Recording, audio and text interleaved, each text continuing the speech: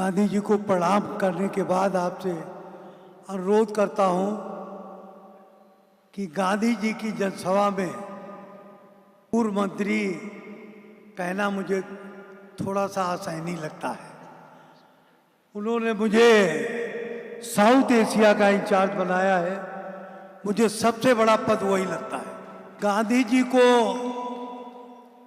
जो महात्मा गांधी जी थे उनको तो मैंने देखा नहीं, लेकिन इस भूमंडल में अगर कोई जीते जाते गांधी हैं तो आदरणीय भरत गांधी हैं।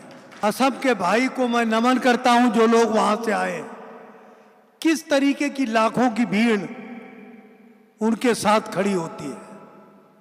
असम ही नहीं, पूरा नॉर्थ ईस्ट आप देख लीजिए। और आपको पता है ये महामानव आपके आसाम में एक बार मरते मरते बचा। तो ऐसे इंसान कभी घबराते नहीं हैं। अभी बाहर मीडिया ने मुझे बुलाया, मैंने कहा गांधी जी आए हैं। कहे कौन गांधी? महात्मा गांधी। और जब मैंने गांधी जी का परिचय दिया तो वो खुद बड़े खुश हो गए। मैं पत्रकार वार्ता ही कर रहा था, तब तक जो यहाँ पर अतिथि थे त्रिवेदी जी, वो पहुंच गए। हमको आप भी बोलिए, क्योंकि गांधी जी का आदेश है आने का। मैं आपको, मुझे गांधी जी ने ये जिम्मेदारी दी है।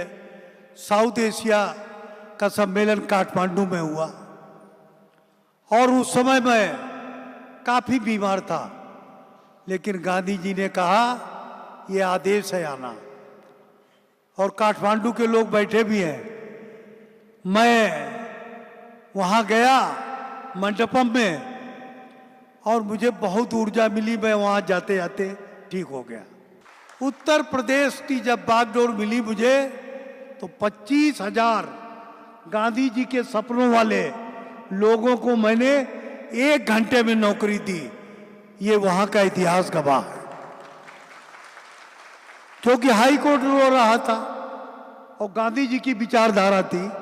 तत्कालीन मुख्यमंत्री ने हमको बुलाया, कहे राजेश क्या कह रहे हो, अमर सिंह जी बहुत शिकायत कर रहे हैं। हमने कहा हथियार आपने दिया, इसीलिए तो दिया था कि चला दो, हमने चला दिया। 25,000 गरीबों को फायदा हुआ। अब आप बोल रहे हैं कि क्या किया? जब वो चले गए, आदरणीय अमर सिंह आजकल दुनिया में नहीं है, कहे शाबाश राजेश तुमने बड़ा अच्छा काम किया। तो गरीबों के पेट पर अगर थोड़ी सी भी भूख कम कर दो, यही तो कहा भरत गांधी जी ने।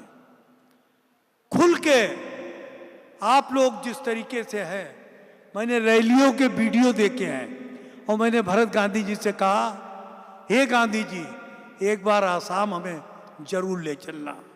हजारों की भीड़, आप लोग देवता की तरीके से जिसको पूछते हैं, उनकी कथनी और करनी में कोई नहीं अंतर। ये अमेरिका और आपका रशिया कितने आदमियों को मरवा चुका है। संयुक्त राष्ट्र झुक गया है, केवल रिपोर्ट देता है, और रिपोर्ट भी यूक्रेन की जो आ रही है वो लाशें छिपाई जा रही है। लाशें छुपा के मीडिया दिखा रहा है। हजारों हजार आदमी खत्म हो चुके हैं, लेकिन इनका युद्ध नहीं, दादागिरी है।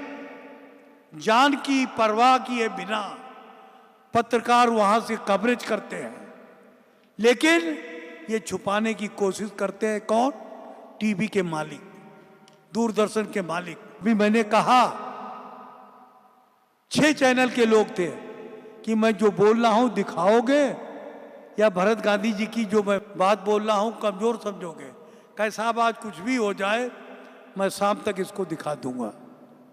अरे जब आप दिखाएंगे तभी तो इनकी ताकत दुनिया में दिखेगी।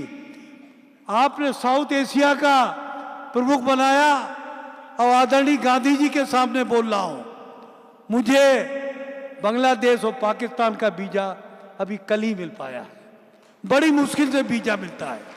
मैंने वही वीजा में लिख दिया कि मैं भुट्टो जी से मिलने जा रहा हूं, क्योंकि वो हमारे ननिहाल की है। तो वो वीजा मिल गया। साउथ एशिया के कंट्रीज में काठमांडू जाना इजी है, बगल वाले देश भी जाना ईजी है, लेकिन पाकिस्तान जिसके खेत आपस में मिले हैं वहाँ नहीं जा सकते। वो एक व्यक्ति जो काठमांडू में आया था, गांधी जी के सामने कह रहा था मैं 6 साल से वीजा मांग रहा हूँ, वीजा नहीं मिल रहा। तो ये एक प्रकार से अंतर्राष्ट्रीय स्तर पर अपने आप को स्वतंत्र रखना, अपने मन को शांत रखना और गांधी जो आधुनिक गांधी हैं इनके रास्ते पे चलना, ये परम सत्य है। इसी से ही दुनिया में पीसफुल आएगा। नहीं तो हर मोहल्ले में लड़ाई हो रही है और मोहल्ले से उठ के देश में और देश से अंतर महाद्वीप में लड़ाई हो रही है। किसी ने नहीं देखा, कोरोना आया तो था, किसी को नहीं पता कल होगा कि नहीं होगा। इसी तरीके से मैं अपनी बात समाप्त करते करते एक ही बात कहूंगा कि इन दोनों देशों को हम लोग ऊपर वाले से, अल्लाह से, भगवान से, वाहेगुरु से प्रार्थना करें कि इन दोनों को सद्बुद्धि दे। दोनों को मतलब रसिया और अमेरिका को, क्योंकि तुम्हारे हथियार तो बिक सकते हैं लेकिन मानवता समाप्त हो जाएगी।